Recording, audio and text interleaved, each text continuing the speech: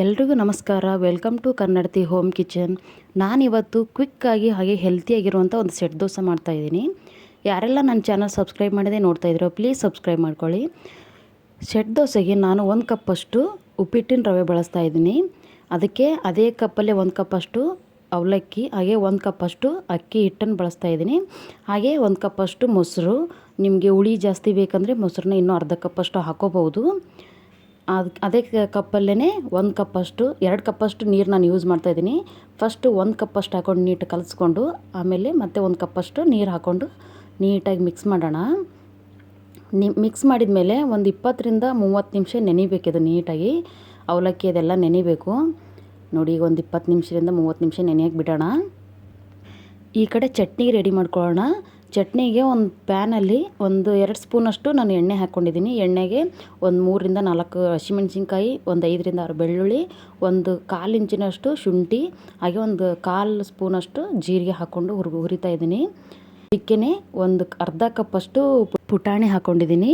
ನೀವು ಪುಟಾಣಿ ಚಟ್ನಿ ತುಂಬ ಟೇಸ್ಟಿಯಾಗಿರುತ್ತೆ. ಹಾಗೆ ನೋಡಿ, ಅದಕ್ಕೇ ಹಸಿ ತೆಂಗಿನಕಾಯಿ ಒಂದು 1/4 ಕಪ್ಪಷ್ಟು ನಾನು ಹಸಿ ತೆಂಗಿನಕಾಯಿ ಹಾಕ್ಕೊಂಡಿದ್ದೀನಿ. ನಿಮ್ಮ ತೆಂಗಿನಕಾಯಿ ಬೇಡ ಅಂದರೆ ಶೇಂಗಾ ಯೂಸ್ ಮಾಡ್ಕೋಬೋದು. ಅದನ್ನು ಹಾಕ್ಕೊಂಡು 1 ನಿಮಿಷ ಸ್ವಲ್ಪ ಲೋ ಫ್ಲೇಮಲ್ಲಿ ಹುರ್ಕೋಬೇಕು. ತಣ್ಣಗಾಗಿ ಬಿಟ್ಟಿದ್ದೀನಿ. ಇದು ತಣ್ಣಗಾದ್ಮೇಲೆ ಇದಕ್ಕೆ ಸ್ವಲ್ಪ ಉಪ್ಪು, ಹುಣಸೆಹಣ್ಣು, ಬೇಕಿದ್ರೆ ಸ್ವಲ್ಪ ಸಕ್ಕರೆ ಹಾಕ್ಕೊಂಡು ಮಿಕ್ಸಿ ಮಾಡ್ಕೊತೀನಿ. ಈ ಕಡೆ ನೋಡಿ, ಇದು ನೆನೆಯಕ್ಕೆ ಇಟ್ಟಿರೋದು ಅವಲಕ್ಕಿ ರವೆ ಹಾಕಿರೋದು ನೆಂದಿದೆ, ಗಟ್ಟಿಯಾಗಿದೆ. ಅದಕ್ಕೆ ನೀವು 1/4 ಕಪ್ಪಷ್ಟು ನೀರು ಹಾಕ್ಕೊಂಡು ಮಿಕ್ಸ್ ಮಾಡ್ಕೊಳ್ಳೋಣ. ಇದನ್ನೇ ಈಗ ಮಿಕ್ಸಿ ಜಾರ್ಗೆ ಹಾಕೋತಾ ಇದ್ದೀನಿ ನೋಡಿ. ಅದಕ್ಕೂ ಒಂದು ಅರ್ಧ ಕಪ್ಪಷ್ಟು ನೀರು ಬೇಕಾಗುತ್ತೆ. ನಿಮಗೆ ನೀರು ಬೇಡ ಅಂದರೆ ಸ್ವಲ್ಪ ಮೊಸರನ್ನ ಯೂಸ್ ಮಾಡ್ಕೋಬೋದು ಈ ಟೈಮಲ್ಲೂ. ನೋಡಿ, ನುಣ್ಣಗೆ ರುಬ್ಕೋಬೇಕು. ಮಾಮೂಲಿ ದೋಸೆ ಹಿಟ್ಟಿರ್ತಲ್ಲ ಆ ರೇಂಜಿಗೆ ರುಬ್ಕೋಬೇಕು ನೋಡಿ. ಈ ಥರ ಸಾಫ್ಟಾಗಿರಬೇಕು, ತರಿ ಇರಬಾರ್ದು. ನಾನಿಲ್ಲಿ ಸೆಟ್ ದೋಸೆಗೆ ಸಣ್ಣ ರವೆ ಯೂಸ್ ಮಾಡಿದ್ದೀನಿ. ನೀವು ಅದ್ರ ಬದಲಾಗಿ ಸಣ್ಣ ರವೆ ಇಲ್ಲ ಅಂದರೆ ಉಪ್ಪಿಟ್ಟಿನ ರವೆ, ಬನ್ಸಿ ರವೆ ಬರುತ್ತಲ್ಲ, ಅದನ್ನೂ ಯೂಸ್ ಮಾಡ್ಕೋಬೋದು, ಅದು ಚೆನ್ನಾಗಿರುತ್ತೆ ನೋಡಿ. ಇದಕ್ಕೆ ಸ್ವಲ್ಪ ಗಟ್ಟಿಯಾಗಿದೆ ಅನಿಸ್ತು, ಹಾಗಾಗಿ ಒಂದು ಸ್ವಲ್ಪ ನೀರು ಹಾಕ್ಕೊತಾ ಇದ್ದೀನಿ. ನೀವು ನೋಡಿಕೊಂಡು ನೀರು ಹಾಕ್ಕೊಂಡು ಮಿಕ್ಸ್ ಮಾಡ್ಕೊಳ್ಳಿ. ನಾನು ಇದಕ್ಕೆ ಸೋಡಾ ಆಗಲಿ ಅಥವಾ ಬೇಕಿಂಗ್ ಪೌಡರ್ ಯೂಸ್ ಮಾಡ್ತಾಯಿಲ್ಲ, ಈನೋ ಪೌಡ್ರನ್ನ ಯೂಸ್ ಮಾಡ್ತಾಯಿದ್ದೀನಿ. ಅದು ಸ್ವಲ್ಪನೇ ಯೂಸ್ ಮಾಡ್ತಾ ಇರೋದು, ಅರ್ಧ ಪ್ಯಾಕೆಟ್ ಅಷ್ಟು. ಅದಕ್ಕೇ ಒಂದು ಸ್ವಲ್ಪ ಹಾಗೆ ಸ್ವಲ್ಪ ಉಪ್ಪು, ನೀರು ಹಾಕಿಬಿಟ್ಟು ನೀಟಾಗಿ ಮಿಕ್ಸ್ ಮಾಡ್ಕೊಳ್ಳೋಣ.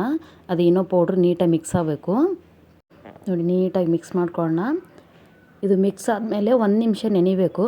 ನಿಮ್ಗೆ ಬೇಗ ಆಗುವಂಥ ದೋಸೆ ಇದು. ಸೆಟ್ ದೋಸೆನಾದರೂ ಹಾಕೋಬೋದು, ಇಲ್ಲ ನಾರ್ಮಲ್ ದೋಸೆ ಆದರೂ ಹಾಕೋಬೋದು ನೋಡಿ. ಈ ಕಡೆ ಹಂಚು ಕಾಯ್ದಿದೆ. ಅದಕ್ಕೆ ಇವಾಗ ದೋಸೆ ಹಾಕೊಳ್ಳೋಣ ನೋಡಿ. ನಿಮ್ಗೆ ಎಷ್ಟು ಬೇಕು ದಪ್ಪ ಸೈಜ್ ನೋಡಿಕೊಂಡು ಮಾಡ್ಕೋಬೋದು.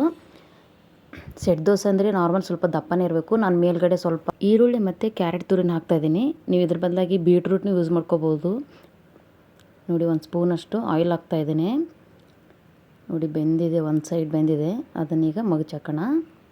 ಇನ್ನೊಂದು ಸೈಡು ಎರಡು ಸೈಡು ನೀಟಾಗಿ ಬೇಯಿಸ್ಕೋಬೇಕು.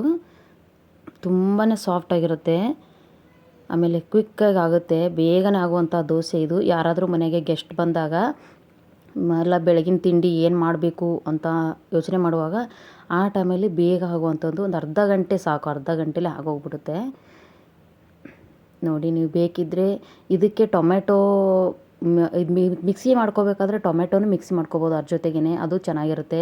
ಮಕ್ಕಳಿಗೆ ಕಲರ್ಫುಲ್ಲಾಗಿರುತ್ತೆ. ಕಲರ್ ಇದ್ದರೆ ಮಕ್ಕಳು ತುಂಬ ಇಷ್ಟಪಟ್ಟು ತಿಂತಾರೆ. ಒಂದ್ಸರಿ ಟ್ರೈ ಮಾಡಿ, ತುಂಬಾ ಸಾಫ್ಟ್ ಅಂದರೆ ಸಾಫ್ಟ್ ಬರುತ್ತೆ. ಈ ಅಕ್ಕಿ ನೆನೆ ಹಾಕಿಬಿಟ್ಟು ಮಾಡ್ತೀವಲ್ಲ ಆ ಥರ. ಆಮೇಲೆ ಹೆಲ್ದಿ ಕೂಡ. ಇದರಲ್ಲಿ ಸೋಡಾ ಅದೇನೂ ಇರೋದಿಲ್ಲ. ಆಮೇಲೆ ಅದಕ್ಕೆ ಗ್ಯಾಸ್ಟ್ರಿಕ್ ಆಗೋದಿಲ್ಲ, ಎದೆ ಉರಿ ಆ ಥರ ಏನೂ ಬರೋದಿಲ್ಲ, ಬೇಗನೂ ಆಗುತ್ತೆ. ನೈಟ್ ಟೈಮು ಮಾಡ್ಕೋಬೋದು.